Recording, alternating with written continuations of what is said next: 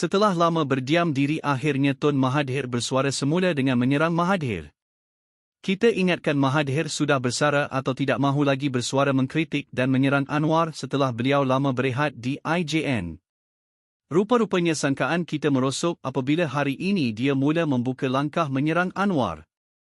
Dr. Mahathir Mohamad mempertikaikan SPRM berhubung dakwaan siasatan terhadap kekayaannya. Bekas Perdana Menteri itu turut mempersoalkan sama ada SPRM juga mengarahkan seterunya, Perdana Menteri Anwar Ibrahim dan keluarga untuk menjelaskan harta, seperti yang dilakukan terhadap anak-anaknya. Mahathir lupa bahawa Anwar dan Wan Azizah serta Nurul Izzah telah pun mengisytiharkan harta mereka sebelum pilihan raya ke-15. Semua calon-calon PH dikehendaki mengisytiharkan harta mereka. Manakala anak-anak Anwar yang lain tidak dipertikaikan kekayaan mereka kerana semua orang tahu bahawa mereka kaya raya seperti anak-anak Mahathir. Malah anak-anak Anwar tiada yang terlibat menjadi tokoh perniagaan atau korporat. SPRM kini sedang dalam proses menuntut pengisytiharan aset daripada dua anak Mahathir, Mokhzani dan Mirzan. Bagaimanapun, kedua-duanya mendakwa Mahathir adalah sasaran sebenar siasatan rasuah itu, satu dakwaan yang tidak disahkan atau dinafikan oleh SPRM. Dalam kenyataannya hari ini, Mahathir berkata bahawa notis SPRM yang dihantar kepada Mirzan menyatakan bahawa Suruhanjaya itu mendapati dia telah melakukan kesalahan di bawah Seksyen 23 Akta SPRM, yang meliputi penyalahgunaan kuasa. Setakat saya tahu saya tidak pernah disiasat. Tetapi notis SPRM menyatakan saya melakukan kesalahan, katanya. Mahathir berkata bahawa dia telah memulakan saman fitnah terhadap Anwar tahun lepas kerana dakwaan dia mempunyai harta berbilion ringgit.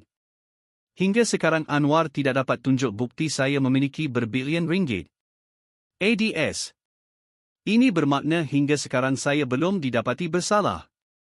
Jika SPRM ada bukti tunjuklah, katanya. Sementara itu, Mahathir turut menimbulkan persoalan mengenai kekayaan Anwar, merujuk kepada akuan berkanun oleh bekas penolong Gubernur Bank Negara Abdul Murad Khalid pada Oktober 1999 yang mendakwa Anwar mempunyai kira-kira 3 bilion RM dalam 20 akaun peribadi yang berasingan. SPRM pada Januari lalu berkata bahawa Badan Pencegah Rasuah, BPR, sebelum ini telah menyiasat dakwaan terhadap Anwar itu ketika Mahathir menjadi Perdana Menteri. Siasatan mendapati tiada kes terhadap Anwar. Bekas Perdana Menteri itu bagaimanapun tidak berpuas hati dengan perkara ini. Walaupun Anwar tidak didapati bersalah, kenapa Statutory Declaration, akuan berkanun, Murad tidak ditarik balik?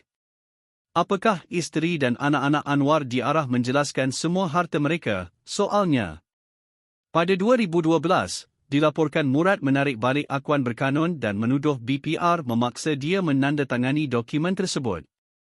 Sementara itu, Anwar, isterinya Dr. Wan Azizah Wan Ismail, dan anak sulung mereka Nurul Izzah telah mengisytiharkan harta sebelum pilihan raya umum ke-15, sebagai sebahagian daripada usaha PKR untuk membuktikan keterusannya. Anwar sendiri mengisytiharkan pada masa itu aset bersih sebanyak 11.18 juta RM. Aset bersih Wan Azizah ketika itu ialah 1.36 juta RM manakala aset bersih Nurul Izzah ketika itu ialah 808,761 RM. Pengisytiharan aset awam terakhir Mahathir pada 2019 meletakkan asetnya pada masa itu berjumlah 32.2 juta RM.